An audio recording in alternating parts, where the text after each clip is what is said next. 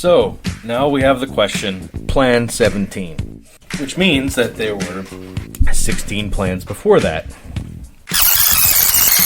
Right! I want all the board people to come here! So we can all get bored together. No!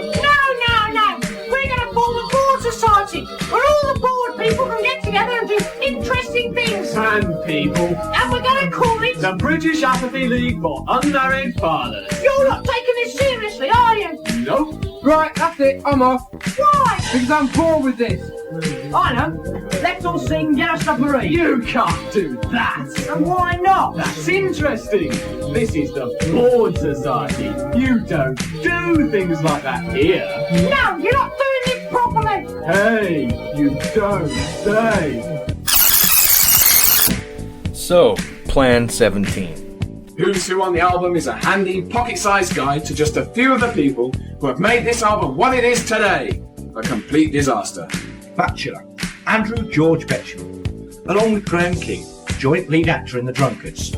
Sparky, as he's affectionately known in the group, usually gets down with the long, boring pieces that no one else wants because of his long, boring BBC announcer's voice. He never sings, rarely acts, and writes all the group's poetry, which he has had published in obscure magazines that no one else has ever heard of. The heavy reverb king is usually first at all the recording sessions, lives in Clapham but is trying to move. Star sign, optimistic and intellect. So, Plan 17. And the question is, what does this plan eventually do? Effectively, it does the favor, which is plan to station and then head north to strike. But that took some time to develop. Hello there. Hello. Who are you then? Louis Townsend. I'm James Riddle, Esquire. Known to my friends at CUNY, for obvious reasons. Oh, I've heard of you. You used to go out with Norma Jenkins, didn't you? I did, yeah. Oh, well, she's around here somewhere. Is she really? Yes, What was that for? because I'm her best friend and confidant. So? So that was for saying what you were going to ask me next. You can't win, you know, Jim. Bad news don't half travel fast these days. Highly comical, I'm sure. Yeah, up yours too, mate, no. So, Plan 17. Harry Holland. It was attended and vastly enjoyed by all, including townspeople and the then Minister for Housing, the Honourable Albert Tree MP, which was authentic enough to the original to require 18 takes and an ambulance. Star sign, exploited. What do you think then? I don't know. Ken? Well, I do, and my philosophy is they all look alike in the dark. Oh, you've met the wife. Here, hold it a minute, we've got John. Bloody good job too. Last time I saw him, he was busy over there with that 50. So, Plan 17. King, Graham Elton, lead actor in The Drunkards, he was jointly responsible, how to be so, for the so-called post office sound that dominated the hit parade of the mid-70s. Hits to include, I'm sorry but the post office is closed. Do you want a stamp? And the US #1, we're underpaid for the work we do. And at the time of writing, this practice has made him, star sign, Scottish. Now, I'm sorry, but I don't think that's half as realistic. I'm not surprised.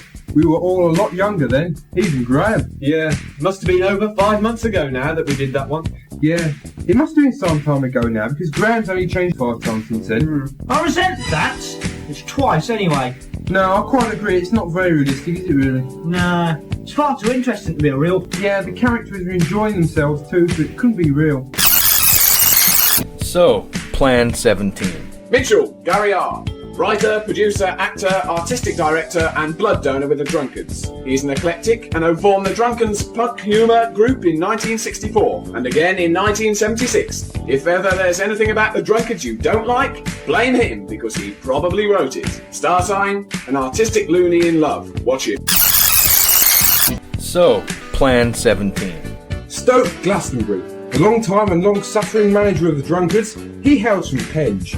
All this took place in 1976 on a dark and dingy Saturday afternoon. In May 1977, he signed up the Drunkards, as they now were, to his Pervophone label on the strict proviso that they drank a lot, attended hundreds of promotional wild orgies, promised never to perform live. Subsequently, the Drunkards became totally studio orientated, rarely having the strength to appear in public anymore. This agreement they have solemnly kept to, except for the last clause, which was altered following the reorganisation of the group in 1903. Star sign, bad investor.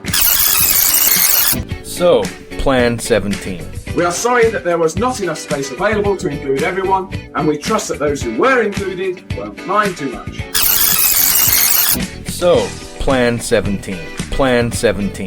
Plan 17. Plan 17. Plan 17. Do you think it was funny then? No.